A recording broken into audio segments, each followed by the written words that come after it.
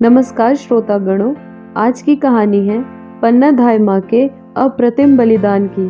आपसे विनम्र निवेदन है, कृपया इस कहानी को पूरा सुनें। चित्तौड़ के महाराणा संग्राम सिंह की वीरता प्रसिद्ध है। उनके स्वर्गवासी होने पर चित्तौड़ की गद्दी पर राणा विक्रमादित्य बैठे, किंतु वे शासन चलाने की योग्यता नहीं रखते थे। न ही उनमें बुद्धि थी और न ही वीरता। इसलिए चित्तौड़ के सामंतों और मंत्रियों ने सलाह करके उनको गद्दी से उतार दिया और महाराणा संग्राम सिंह के छोटे कुमार उदय सिंह को गद्दी पर बैठाया। उदय सिंह की अवस्था उस समय केवल 6 वर्ष की थी। उनकी माता रानी करुणावती का स्वर्गवास हो चुका था।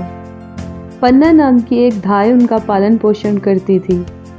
राज्य का संचालन दासी पुत्र बनवीर करता था। वो उदय सिंह का संरक्षक बन गया था, पर बनवीर के मन में राज्य का लोभ आया। उसने सोचा कि यदि विक्रमादित्य और उदय सिंह को मार दिया जाए तो सदा के लिए वो राजा बन सकेगा। सेना और राज्य का संचालन उसके हाथों में था ही। एक रात बनवीर नंगी तलवार लेकर राजभवन में गया और उसने सोते हुए राजकुमार विक्रमादित्य का सिर काट लिया। जूठी पत्तल उठाने वाले एक बारी ने बनवीर को विक्रमादित्य की हत्या करते देख लिया। वह ईमानदार और स्वामी भक्त था।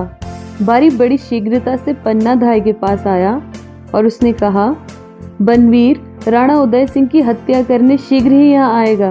कोई उपाय करके बालक राणा के प्राण बचाइए।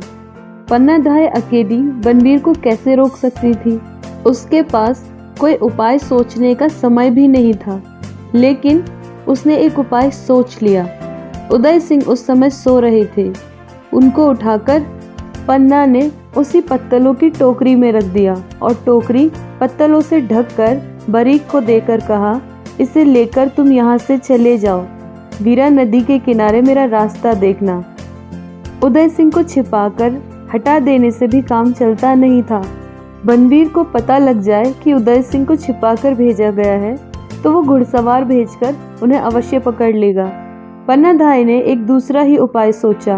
उनका भी एक पुत्र था जिसका नाम चंदन था और चंदन की अवस्था भी 6 वर्ष की ही थी।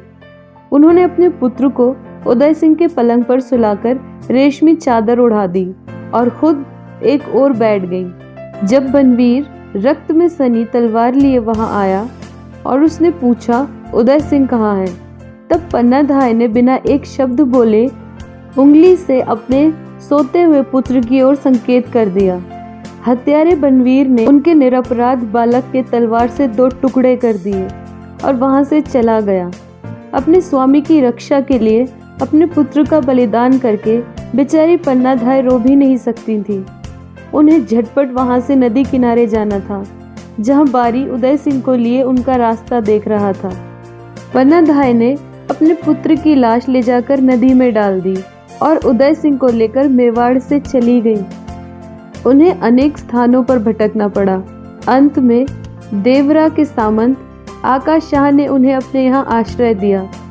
पन्ना धाय ने अत्यंत कठिनाई से उदय सिंह का पालन पोषण किया और राणा उदय सिंह के बड़े होने पर बनवीर को उसके पापों का दंड मिला।